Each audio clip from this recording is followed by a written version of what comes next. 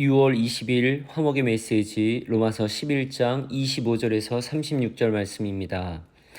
형제들아 너희가 스스로 지혜있다 하면서 이 신비를 너희가 모르기를 내가 원하지 아니하노니 이 신비는 이방인의 충만한 수가 들어오기까지 이스라엘의 더러는 우둔하게 된 것이라. 그리하여 온 이스라엘이 구원을 받으리라. 기록된 바 구원자가 시온에서 오사 야곱에게서 경건하지 않은 것을 돌이키시겠고 내가 그들의 죄를 없이 할 때에 그들에게 이루어질 내 언약이 이것이라 함과 같으니라. 복음으로 하면 그들이 너희로 말미암아 원수된 자요 택하심으로 하면 조상들로 말미암아 사랑을 입은 자라. 하나님의 은사와 부르심에는 후회하심이 없느니라. 너희가 전에는 하나님께 순종하지 아니하더니 이스라엘이 순종하지 아니함으로 이제 긍휼을 입었는지라. 이와 같이 이 사람들이 순종하지 아니하니 이는 너희에게 베푸시는 긍휼로 이제 그들도 긍휼을 얻게 하려 하심이라. 하나님이 모든 사람을 순종하지 아니하는 가운데 가두어 두심은 모든 사람에게 긍휼을 베풀려 하심이로다.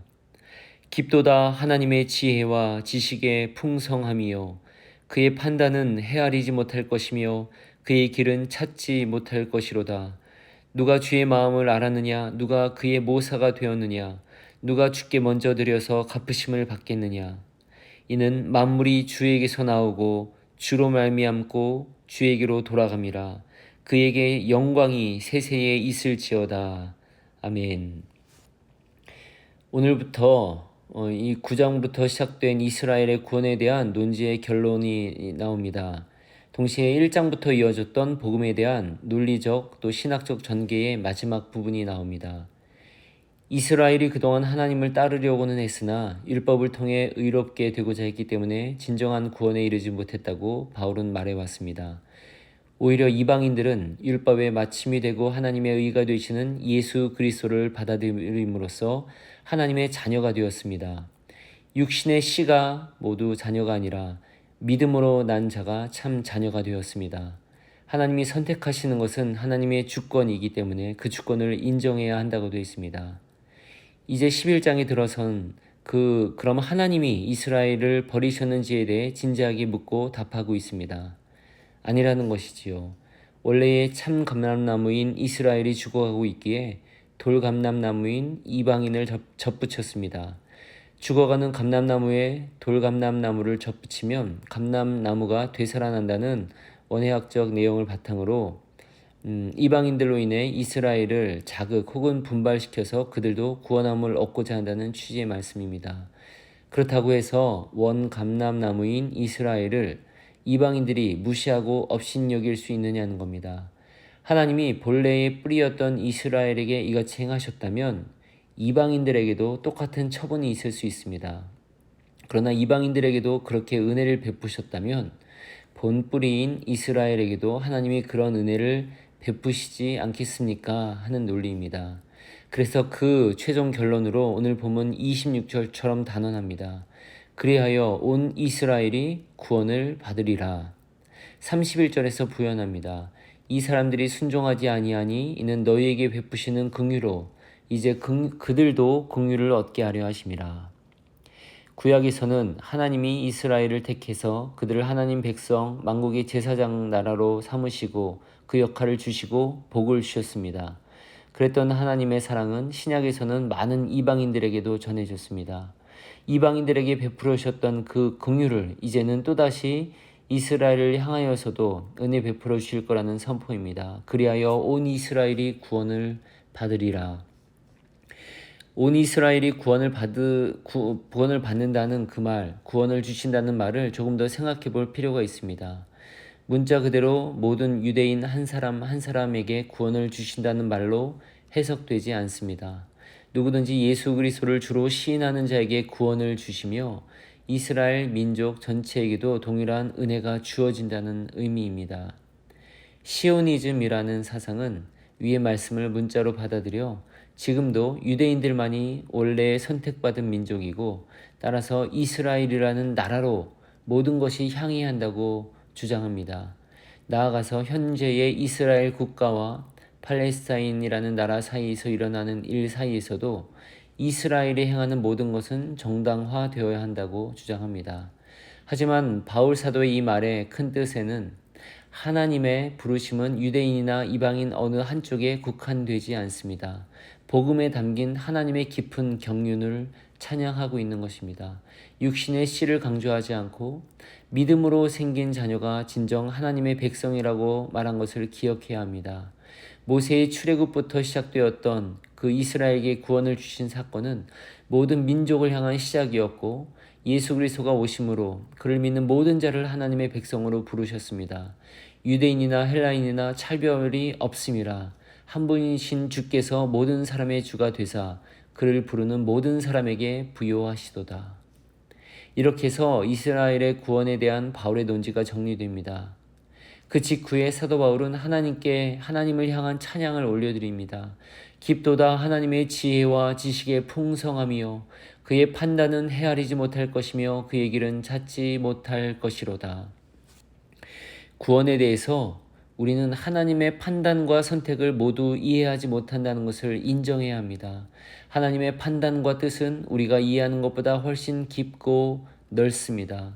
지난 주일 하나님의 섭리는 사람의 최상의 시나리오를 뛰어넘는다 말씀드렸던 것처럼 하나님의 지혜와 지식의 풍성함은 헤아릴 수 없습니다. 누가 주의 마음을 알았느냐? 누가 그의 모사가 되었느냐? 이 말씀은 이사야서를 인용하고 있습니다. 누가 주께 먼저 드려 갚으심을 받겠느냐? 이것은 욥기를 인용했습니다.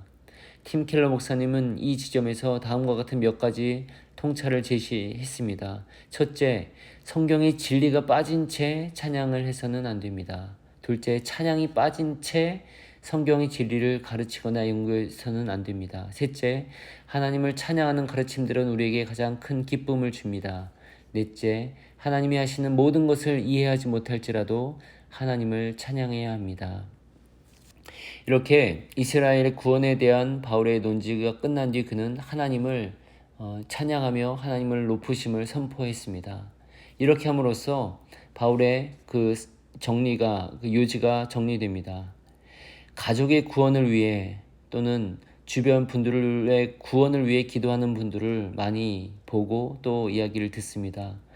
특히 어떤 분들은 예전에는 신앙이 좋으셨고 그분들 때문에 내가 신앙생활을 이제 잘하게 되었는데 그분들이 지금 신앙을 떠나 있어서 안타까워하며 기도하는 분들도 보고 있습니다. 유대인과 이방인의 관계를 기억해야 하겠습니다. 하나님이 죄로 죽을 수밖에 없고 연약하던 우리에게 긍휼을 베푸셔서 하나님의 자녀 삼아 주셨습니다.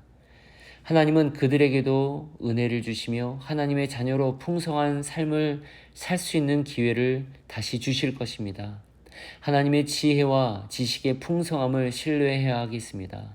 그리고 하나님께서 우리를 통해 이 복된 소식을 전하게 하시고 아름다운 구원의 역사를 이루시기를 또한 기도해야 하겠습니다. 박종호 씨가 부른 하나님의 사랑은 찬양을 붙여드립니다.